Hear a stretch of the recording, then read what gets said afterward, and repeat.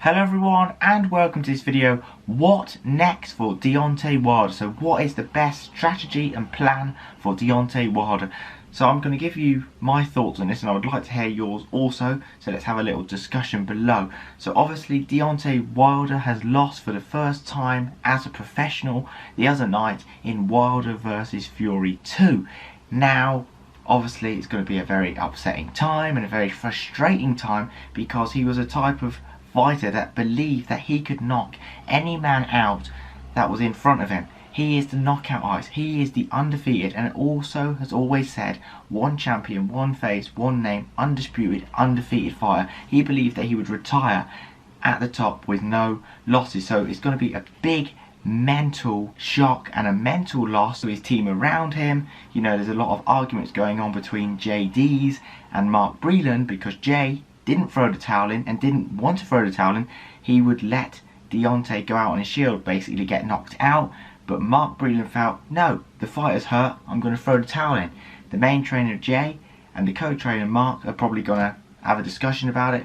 Maybe they make up, maybe they're not. So there's going to be a lot of trouble around Team Wilder. But in terms of what should Wilder do next, in my opinion, he should not activate the rematch clause and he shouldn't do a third fight with Tyson Fury just yet. So I'm not going to rule it out, but I'm saying right now he shouldn't jump into an immediate rematch. I think he should have 1 or 2 fights to build himself back up, get a few wins, get his confidence up and get his knockouts up so he gets back in that winning mindset. And not only that, he should work on winning rounds, focusing on, can I outpoint my opponent in this round more than just the right hand, and work on the jab and figure out his weight, because I don't think going up to 16 stone, whatever he was a good idea because it's just too heavy unless you put muscle on the legs. Work on your leg muscles, don't have a big top heavy half and then light legs.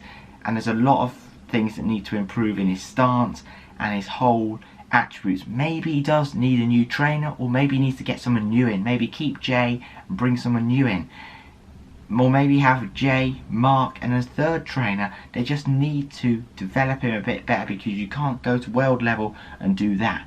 To be honest, he absolutely got dominated and destroyed by Tyson Fury. He doesn't really have an argument for a third fight. Now he hasn't spoke out about it yet, but obviously there are going to be excuses. I think he'll probably say he had a leg injury. Whether that's true or not, I don't know.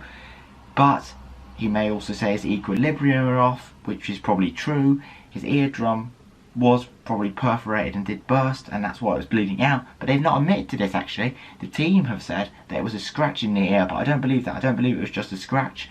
And they also said he didn't go to hospital. Well, that's a bit strange. Surely he went to hospital to get a brain scan, you know, after a brutal fight like that. Now it's a bit embarrassing for them because they called Fury not a knockout artist, not a knockout puncher. Even went to say pillow fists. So it's a bit of a, you know, shock. And it is sort of like, wow, you know, it really does shake you up and make you think everything that you've said and you've talked about, you know, it gives you a real wake-up call. So that'll be interesting to see what happens. But in terms of fighting, I think he should have a few warm-up fights before he gets back in there with Fury. And some may argue that he should never even do a trilogy because will the buzz be there? Will the interest be there? Right, that's it from this video. As always, thank you so much for watching and I'll see you next time.